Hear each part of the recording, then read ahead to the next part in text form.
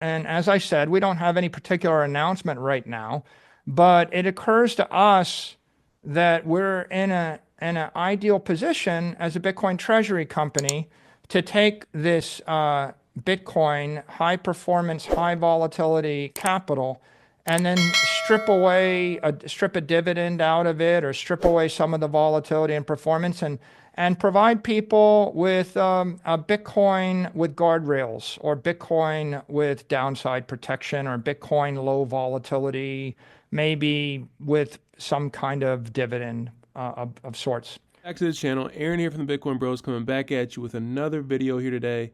Make sure to subscribe for new content. We have new Bitcoin MicroStrategy content coming out every single day. And in that clip that you just saw, and that was Michael Saylor talking about doing a Bitcoin dividend, pulling the volatility out of BTC and giving a dividend to investors. And that's exactly what he's doing with this preferred stock here, STRK. There's going to be an 8% dividend on this, and they had a $250 million offering that they came out with. It actually went up to 584. This is the total funding that they got for this. $584 million in funding for this offering that they have here with the dividend. And this $584 million is going to be used to buy more Bitcoin. So this is highly accretive. This is going to bring that Bitcoin per share metric up. This is going to bring the Bitcoin yield number up. And what's really cool about this preferred stock option, it doesn't actually get tied onto the liabilities in the company. So it's a little bit different than the convertible debt offerings that they've done in the past. If you haven't been keeping up to date, it is a bit different, but super bullish that Saylor's gonna be buying another $600 million of Bitcoin there. And we have MicroStrategy earnings coming this week. It's gonna be on Wednesday, February 5th. And a lot of people are talking about what are their earnings per share gonna be because of the new FASB standards where they'll be able to market their Bitcoin. Well, that's actually not going to be happening during this earnings call. They're actually waiting until 2025 to do the new FASB accounting standards. So that won't be until the earnings call in May. But we may be surprised. Maybe they do the FASB accounting this time around in February for the February earnings. But MicroStrategy did say they were going to wait until 2025 to implement the FASB accounting rules. And that's where we're really going to see the Bitcoin mark-to-market on their income statement. It really shows some really big profit metrics, but we'll have to wait and see when that comes out in May. And then to look at the most actively traded US stocks on Friday, you can see MicroStrategy's down here. It came in at around 5.21 billion, still a huge trading volume for MicroStrategy, a lot of interest in the stock. You can see we're still in the top 10 there, trading with some of the biggest companies in the world. Most of these companies are trillion-dollar companies. MicroStrategy only has a market cap of 84 billion, but a lot of interest and a lot of volume being traded with that MicroStrategy stock. And then looking at the top companies in the US, MicroStrategy is down 7 spots today at number 118, rated by market cap for United States companies. And I did make a Bitcoin price prediction model. I want to share it with you guys. After we look at this, we're going to get into some more Bitcoin news, but I want to get into this. So this is what happened in 2024. The Bitcoin market cap in January 1st, 2024 was 865 billion. And by the end of the year, the market cap was 1.85 trillion. You can see that was a $0.986 trillion increase, a 17.19x multiplier when you take the flows from the Saylor buys and the Bitcoin ETF buys that came in 2024, which was around 57.35 billion. So you can see that 17x difference there between the amount of increase in market cap versus the amount that actually came from these two buyers. And obviously there were more buyers in this in 2024. There's retailers, other companies, but just taking probably the two biggest buyers in 2024 was the ETFs and Saylor, and just kind of extrapolating that out, and you can see we get this 17.19x multiplier. So in 2025, the potential Saylor buys is supposed to be 2025, could be 25 billion. And I think that's actually pretty conservative. Last year they did around 22 billion.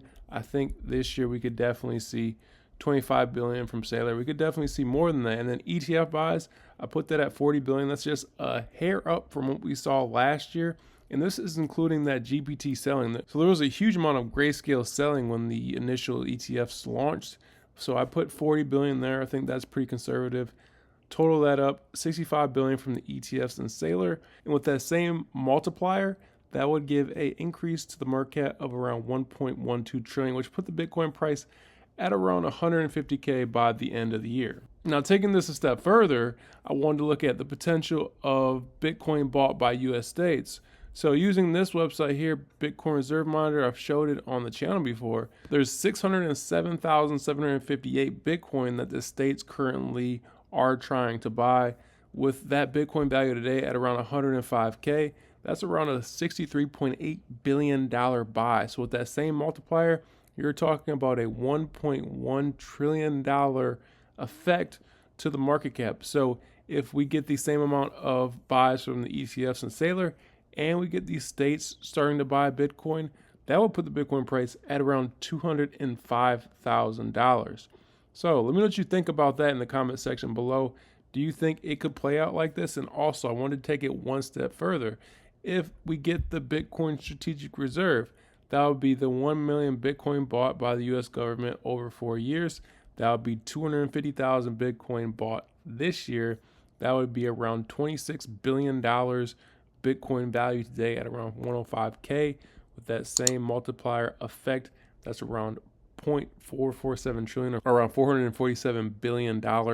And that would take the Bitcoin price, using the same multiplier effect, to around $240,000, around a $4.7 trillion market cap. And this is the one that I think would take the Bitcoin price a lot higher, because I think you'll see other governments front run Bitcoin. If they're going to buy it over 4 years, you're going to have a lot of people speculating, just trying to front run the US government buying 250,000 Bitcoin every single year. So I think this actually would be a lot higher, but the model puts it at 240K. So now let me know what you guys think about that model, the price prediction, in the comment section below.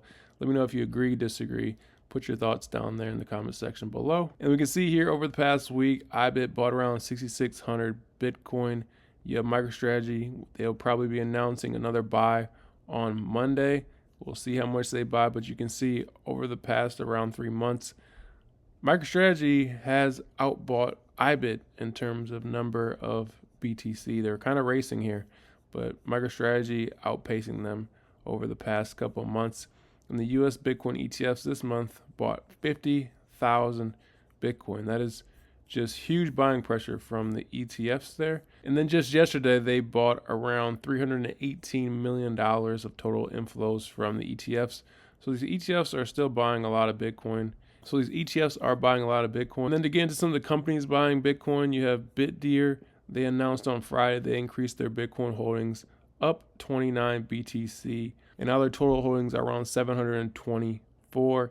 And this is actually not a lot of Bitcoin, but a lot of these companies that are smaller are doing this, and it adds up.